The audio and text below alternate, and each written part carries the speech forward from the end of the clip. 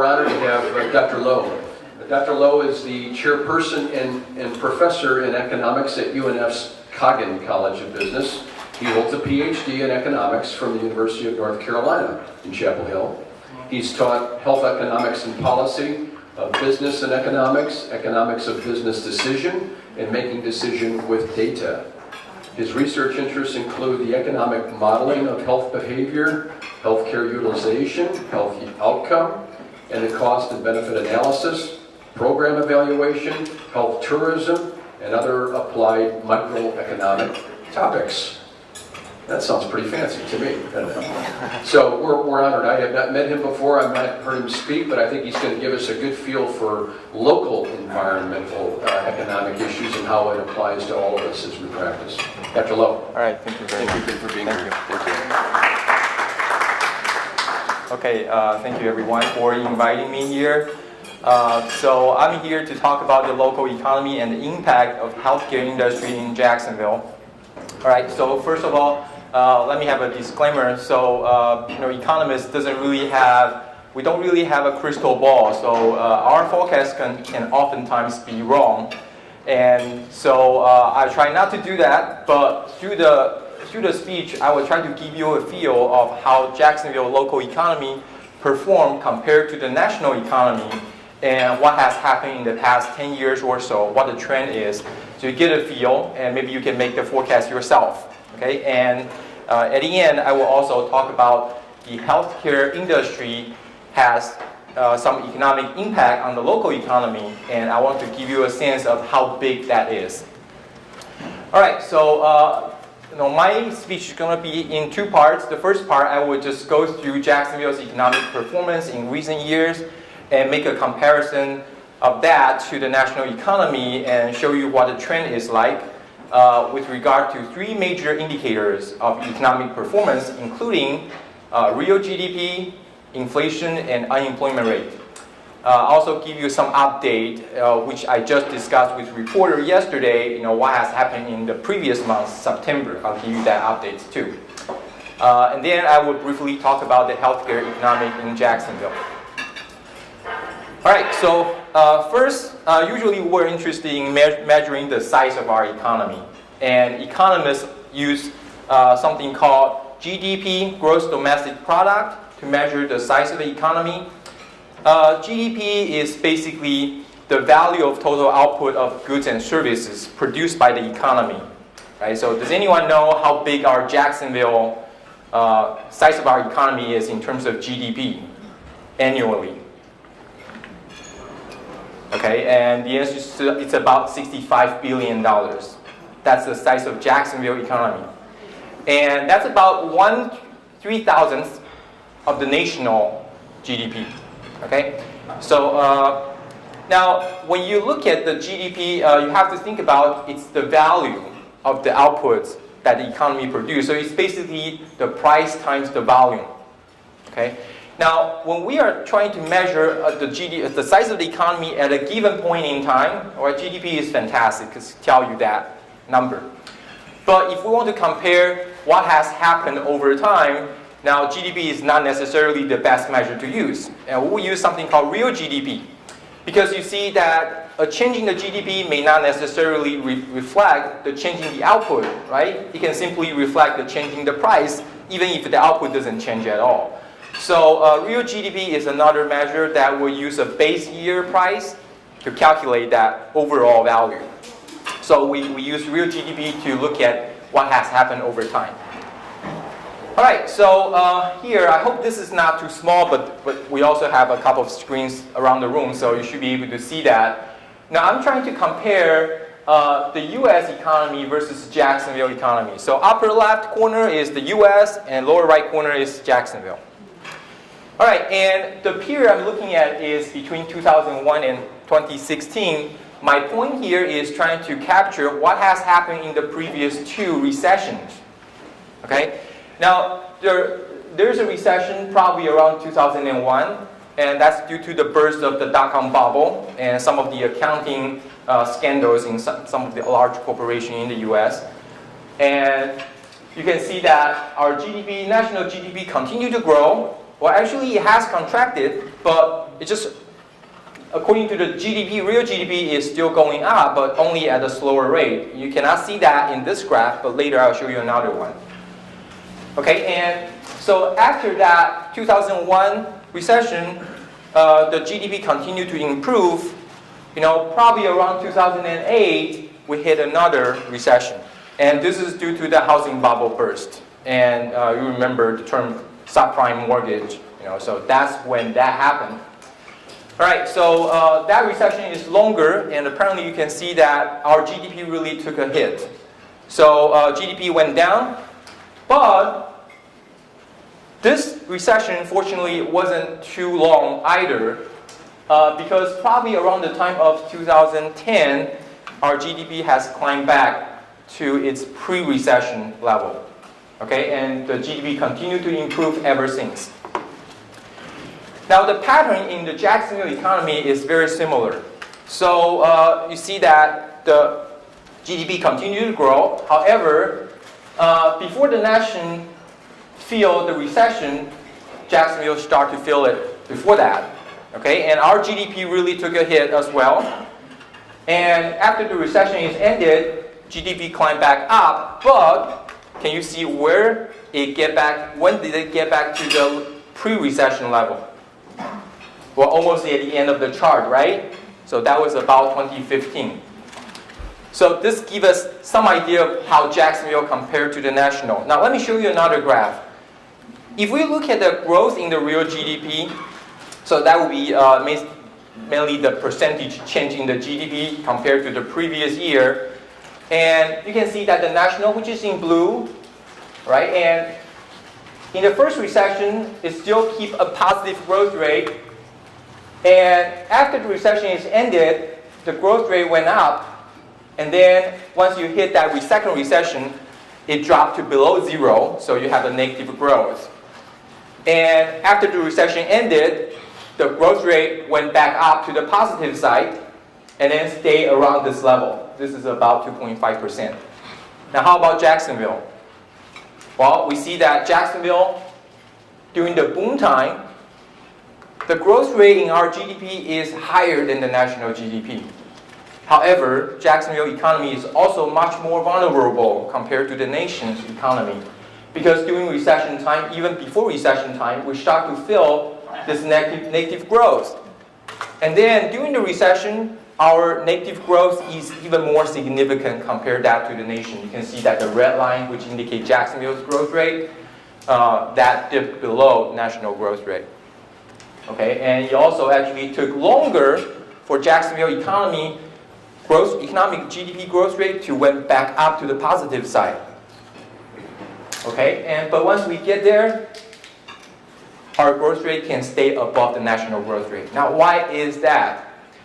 Well, this actually has something to do with the nature of our local economy. Jacksonville is a city whose backbone is the small businesses. Okay, we have a lot of small businesses. We create a very friendly environment for small businesses. We have low corporate tax rate. We have very affordable office spaces, very affordable real estate, and we have an abundance of labor supply with proper education level. So Jacksonville can draw a lot of small business entrepreneurs. So during the boom time, you can see that the new business emerges all over the place, and that's actually what contributes to the growth the most. Okay, new businesses. However, those new businesses also tend to be small, right? And they are especially vulnerable to economic fluctuation. The surge in the oil price or any other negative supply side shocks can push some of the local small business out of business. So you can also explain why our growth rate during the recession time is even lower than the national. Okay. All right. So now the second measure is inflation. Now everybody heard of inflation. Inflation basically measures how fast the price rises. And inflation also reflects the cost of living. And inflation is also a way that we can live in more expensive neighborhood without moving. Okay? So inflation basically is measured based on CPI, something called Consumer Price Index. Economists look at Consumer Price Index to look at how the price changes over time. Now, this Consumer Price Index, or CPI, is determined by the price of a consumer basket of goods. There's a whole science behind how to construct a CPI. Okay, and so basically you look at all the kinds of consumer goods and services that a typical family will consume over a certain period of time, and then you figure out their weight in their spending share, and then you figure out what the prices are for each of those items. You calculate something like a weighted average. Okay, so that's what CPI is, but it's very complicated. All right, now in the US, Bureau of Labor Statistics create the CPI for the entire nation, and also for some region, but they don't do this for local economy. Right? And a lot of the local government, they don't have any manpower to continue to track the prices. However, one of my colleagues, Dr. Paul Mason, who used to come to this event, he has probably around 2008, he started his own effort in creating this local CPI. So basically, he has a project called Local Economic Indicator Project. We were shorthanded as LEAP project, and where he hired 6 or 7 students to run around Jacksonville area to collect all the price data from grocery store or by calling the suppliers and so on. And then Dr. Mason will try to calculate what that local CPI is like. Now, after Dr. Mason left 2 years ago, I took over the project, so I'm right now creating this local CPI. But the good thing is that it gives us some idea of what our price level is, right, over time, and also how that compares to the national trend. Right, so CPI, again, on the upper left corner is the national CPI, and lower right corner is Jacksonville CPI. Really not much to talk about here. You can see that over time, the price level goes up. Okay, but more telling is this next graph.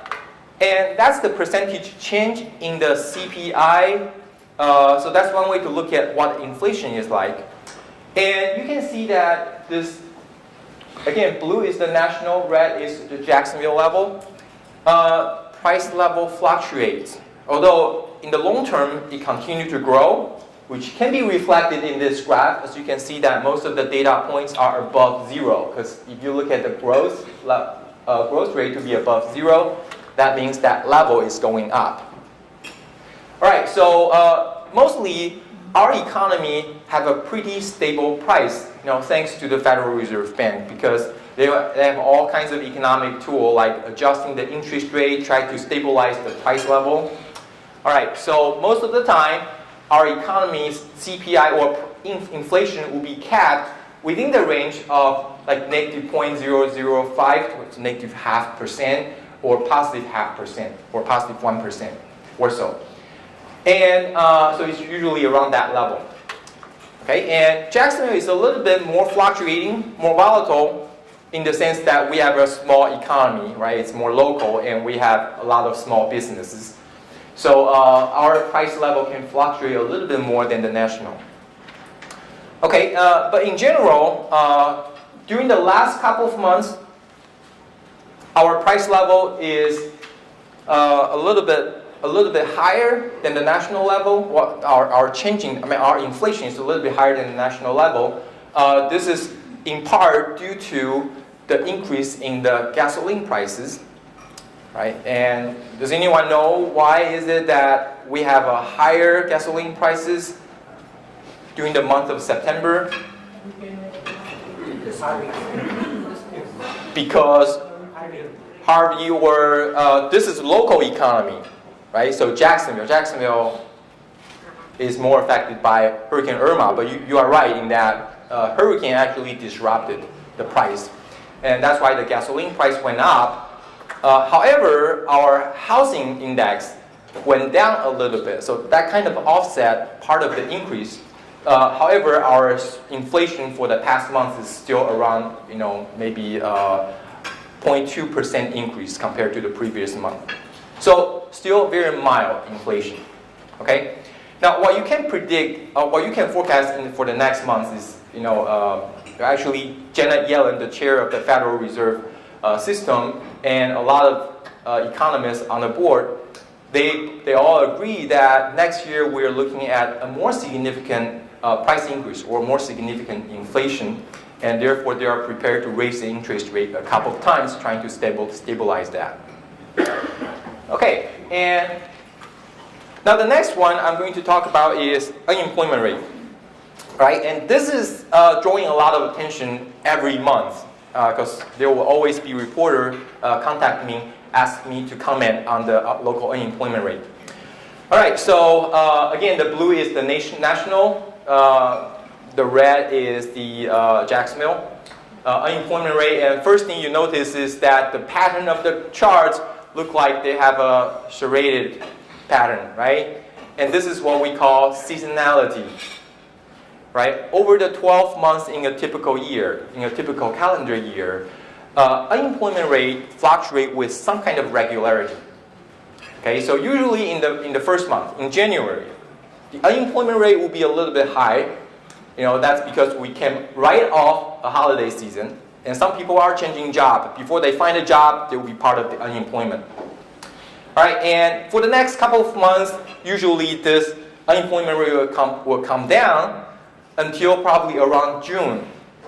It went up again. That's because a lot of the graduate, they are out of school. Now they are looking for jobs, so unemployment rate went up.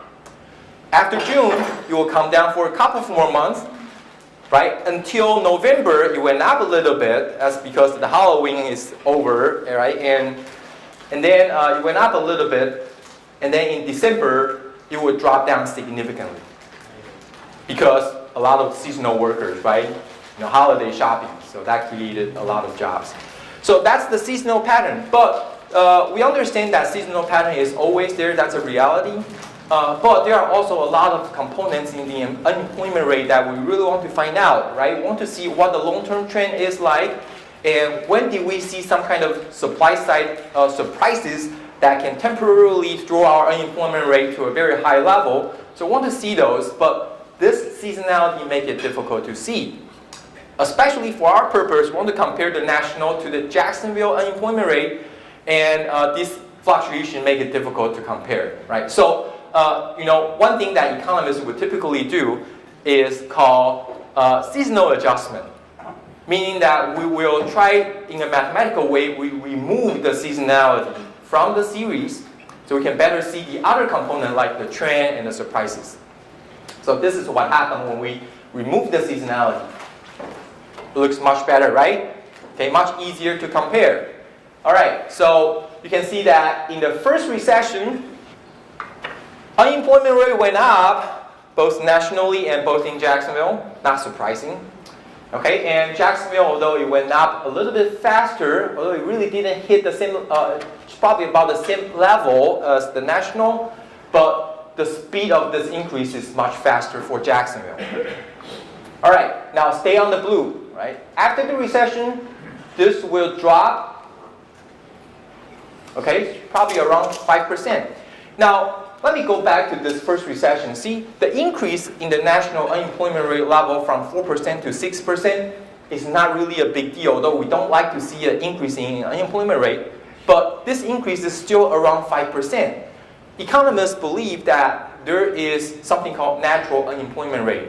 Because of the structure of our labor market, because the potential inefficiency in the labor market, there will always be some kind of unemployment.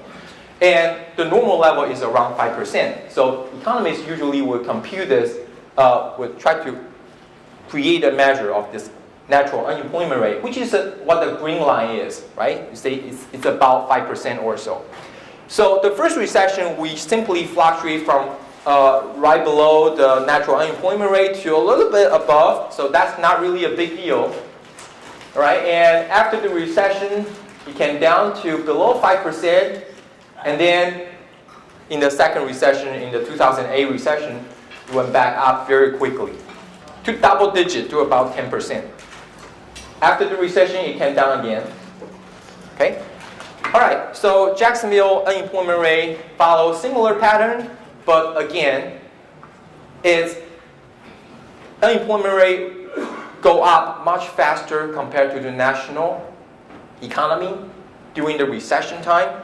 But during the good time, our drop can be much more significant compared to the national level. So again, that's the same story as what we saw in the changing the real GDP, right? So during the bad time, we perform worse compared to the nation. During good time, we compare better. Well, we perform better compared to the nation. And that again has a lot to do with the nature of our economy. All right, and now I want to focus on what the most recent level is. Now this is too small, so let me zoom in, right, to the most recent months. So this is basically coming from the same graph, but we are focusing on the period between January of the month all the way to this is August. You know, I can update you on September a little bit later. But you can see that how does Jacksonville economy perform in terms of unemployment rate compared to the national level? What do you think?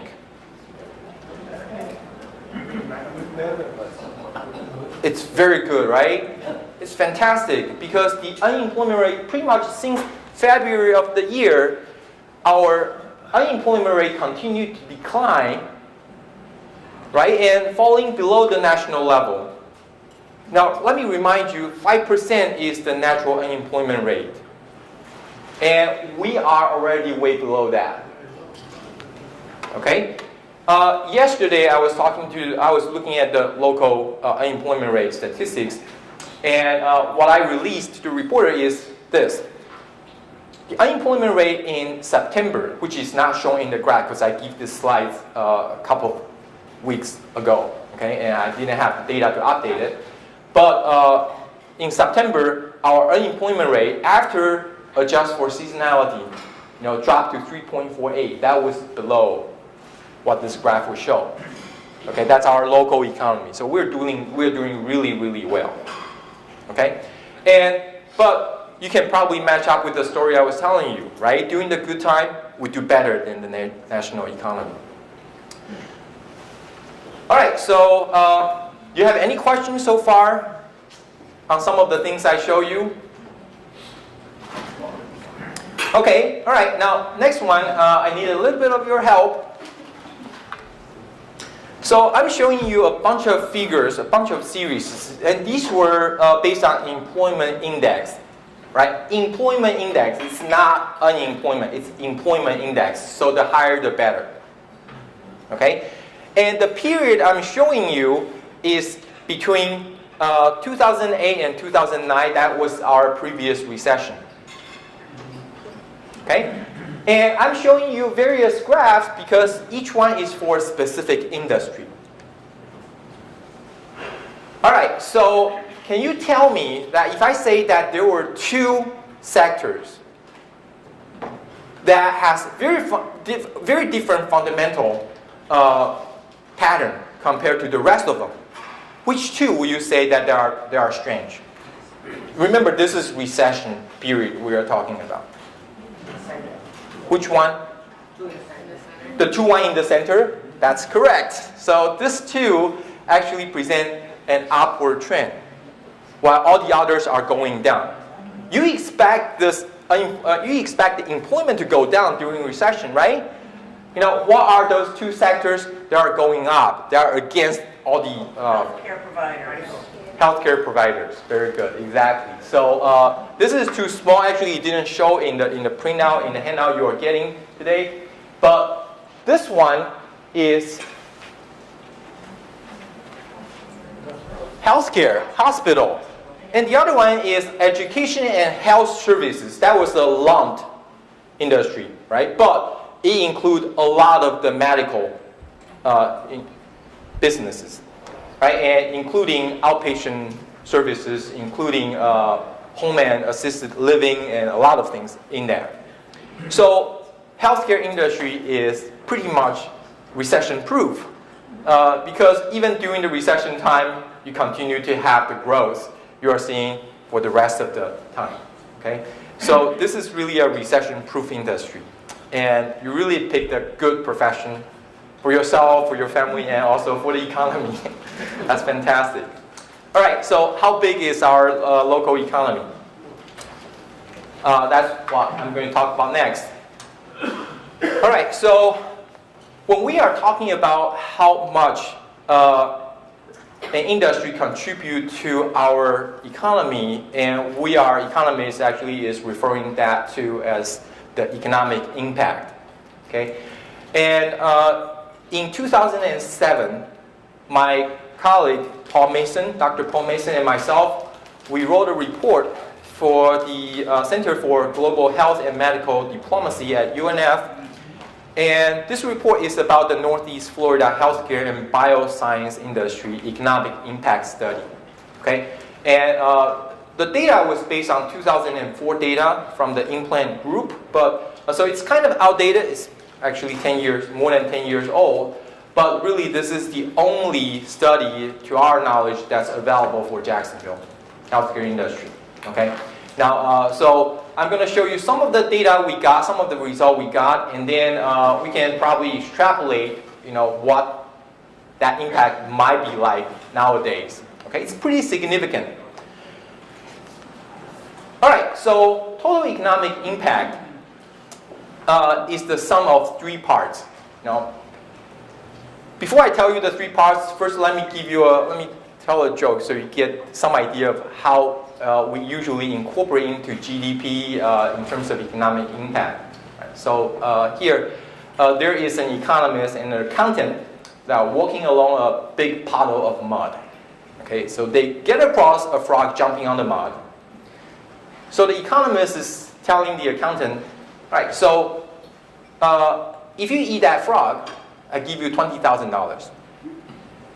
So the accountant would just did some calculation and figured, well, that's a good deal. So he ate a frog, and he collected the money from the economist, $20,000. All right, and not long after, they saw another frog. So the accountant proposed to the economist, well, if you eat that frog, I'll give you $20,000. And the economist evaluated the proposal, figured, all right, might as well just do it. So he ate a frog and collected the money.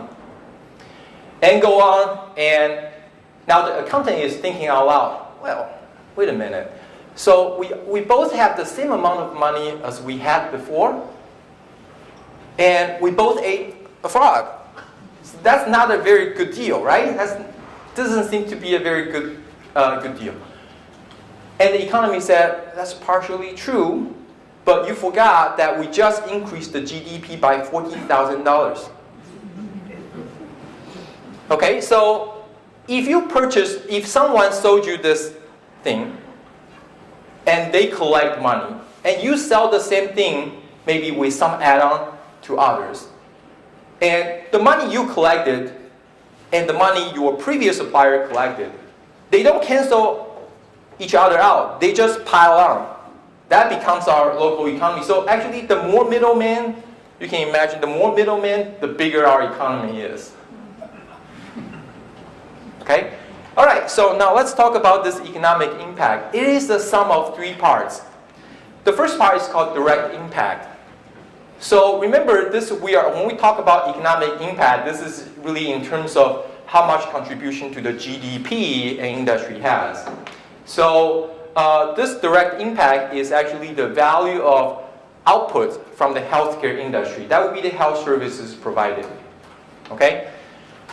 All right, but that's not all, because in the process of producing this healthcare or health services, there are some other industry chipped in, right? So for example, a doctor's office, they may hire tax services, right? They have to pay utility, and they have their own suppliers for other things. So this other industry, part of their business would not happen had there not been healthcare industry. Do you agree? Okay, so the money that they are making, those other industries are making in conjunction with the provision of healthcare, that's also part of it. That's what we call indirect impact. Okay? And then there's induced impact. You see that the doctor, nurses, staffs in the medical offices, they have their own income, right, from the provision of the services. Now, all those other sectors where their services is provided in conjunction with healthcare, that will contribute some earning to their workers. So all the income generated from this, related to that, can be used for personal consumption, such as buying grocery, right, paying for childcare, right, buying a new car for personal use, or even consumption of healthcare. Right, this is coming back to the frog story. Okay, so all of those would not happen had there not been healthcare industry. So those were what we call induced impact. So total economic impact is the sum of all three. How big is it? Well, that depends on your definition of healthcare industry. All right, and in that previous report, because we need to compare Jacksonville's situation with some of the other report measuring economic impact from other local economies. So that's why we use different definition. All right, and so I think that for the purpose of today's presentation, I'll just focus on the first one, because this one will include home health services, home health care services, offices of physician, dentists, and other health professionals, and other ambulatory healthcare services, hospitals, nursing and residential care facilities. The other definition will further add on pharmaceuticals or medical instruments and so on. So those are not that relevant for today's audience. So let's focus on definition one. Well, what is the economic impact in terms of value of output? Well, for direct impact, it was about $5 billion. Okay, $5 billion. Now that's the value of the output of healthcare industry. And then indirect and then induced are respectively $1.5 billion and $2.7 billion. So in combination, the total economic impact is more than $9 billion. Okay, and more than $9 billion. And do you remember what is the Jacksonville's GDP per year? $65 billion. And healthcare industry's economic impact is almost 1/6 of that. It's very significant. All right, and don't forget, today's value is probably even bigger because I'm looking at 2004 data. Right? Between 2004 actually is the time when I first got here. I first moved to Jacksonville. And it has been 13 years now. And there were more doctor's office open, more hospital branches open, right? And so there were all kinds of things going on. And so you can imagine we have a bigger impact in all three categories. So it's not exaggerating to say that today's the total economic impact from the healthcare industry is more than $10 billion. That's not exaggerating. Okay? It's probably understating. Right? And so that's almost 1/6 of our total local economy. Very significant. Another way to look at this is to look at the total employment. Right? How many people are hired? How many jobs were created by the healthcare industry or in sectors whose work may be in conjunction with the provision of healthcare? So the answer is the total impact is about 100,000 jobs. That's including doctors, nurses, staffs, and all these other sectors whose work is related to healthcare. Okay, so again, it's a very significant number. So I don't know if we have, I think we do have some time for questions. Right, so we have 5 minutes for questions. So is there any question for today's presentation? I'm simply hoping that this is not too boring, because usually it's very strange things for people want to have economics for lunch. But when I look at the schedule for today, you have IBD, you have C. diff. I don't even know what those are. So maybe this is a fresh air. Yes. So 1/6 of our economy is healthcare locally. What are the other big players in our local economy? Okay, it's very different across nations. But if you look at our national GDP and the share of healthcare spending in that, it's about 1/6 or 1/7. So it's very similar for the rest of the nation. But US, compared to other countries in the world, is typically much heavy in healthcare spending. So you would expect that in other countries, this percentage is much lower. I think he was asking what other industries in Jacksonville make up our economy, like a bigger portion of our economy. Make up the rest of them? Oh, well, there are a lot of them. Actually, there's the significant categories including construction, manufacturing, logistics, right, and professional businesses, financial services. Those are some of the categories that has heavy numbers. So does that answer your question? Thank you. Right, you're welcome.